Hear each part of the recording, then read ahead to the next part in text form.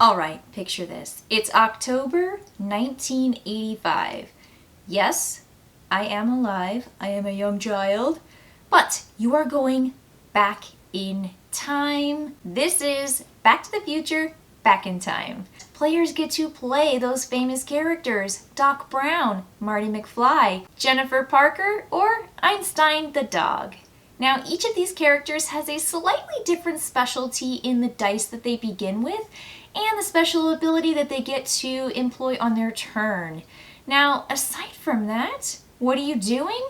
Well, as the movie says, you've got to make George and Lorraine fall in love before everybody disappears. Now, how does that look? There is a really cool picture, and you have 6 different pieces, and every time you are checked for a challenge and they are not in love, you are going to lose the memories from the past. They are going to disappear because they didn't exist. And so you're going to slowly take away pictures from this photograph. And once all of the pieces from that picture have disappeared, there is no future. So you have failed. That is one way to lose the game. The other thing that needs to be true is that you have the DeLorean in place. Now, the board depicts Hill Valley and all of these locations in the story world, and the DeLorean is going to make its way from the top right corner all the way down by Doc Brown's house and then all the way up to Main Street. And at 10:04 p.m., which is the end of the game, that last round, you need to have the DeLorean all the way down and around to Main Street. You need to have George and Lorraine in love, and you must still have one piece, at least, of that photograph still in place. This is a hard game. I will tell you that straight up. And the other thing, there is an antagonist in this game. His name is Biff. You're not surprised if you're familiar with Back to the Future, but Biff is a jerk in this game. Hi, wait, who are you? Well, I'm you. You're me. Don't worry about it. Why are you wearing that hat? Yeah, skedaddle. Well, I guess my time is up. So I'm not sure if she mentioned, but Biff is a jerk, and he's gonna be a jerk the whole time. So as players take their turn, they get to use their dice in a variety of ways. The basic beginning dice are the color of the die or 3 spaces. Now, players can move through the town square. Biff, George, and Lorraine can't. And so that gives a little bit of strategy where you can cut across certain places and they can't. And so the whole point is to keep George and Lorraine together-ish, because if they're in the same space, you can make them fall in love by rolling love hearts and lightning bolts, which lightning bolts are just wild.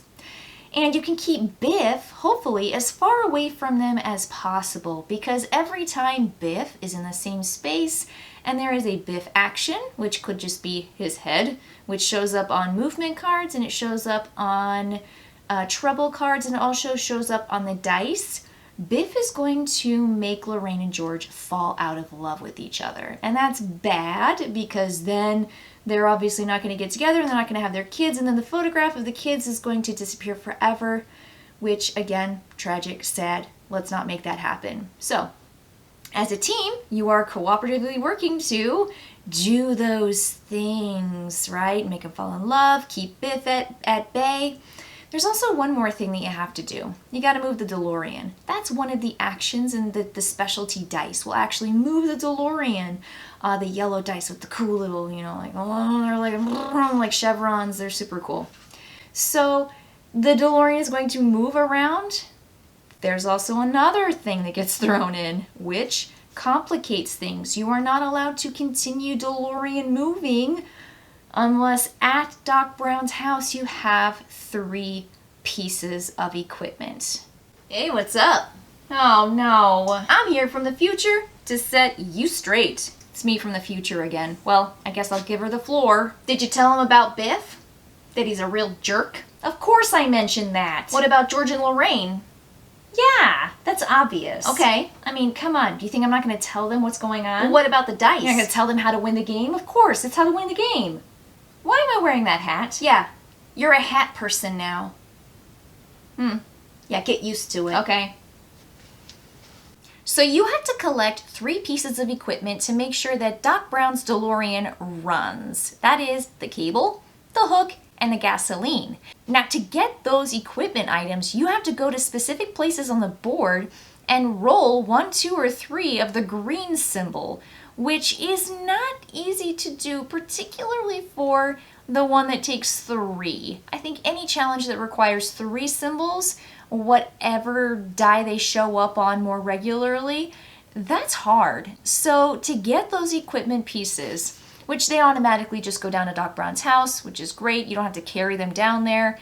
But, you know, to get that down there, to drive the DeLorean around, to kind of fend off Biff the whole time, to get George and Lorraine in the same place to make them fall in love. I mean, you have a limited amount of turns too. And so on the turn tracker, you're going to move it every time it's somebody else's turn. So you're going to go clockwise. But at the beginning of the turn, you have to do something which is probably undesirable. So this counter is going to maybe give you a challenge, which is going to be seen as trouble.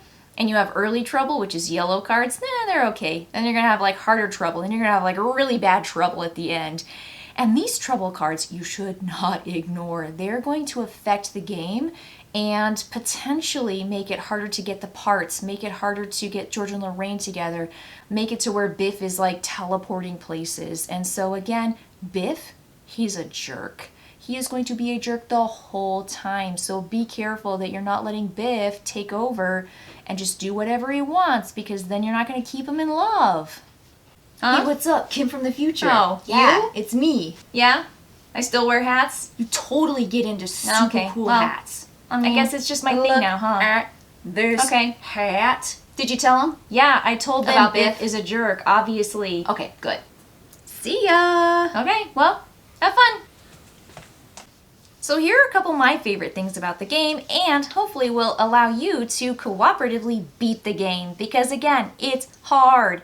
I think it was our 3rd time that we finally won. So when you're playing this game, you've got to really make sure that you get power tiles. Now you get power tiles by going to the opportunities on the board.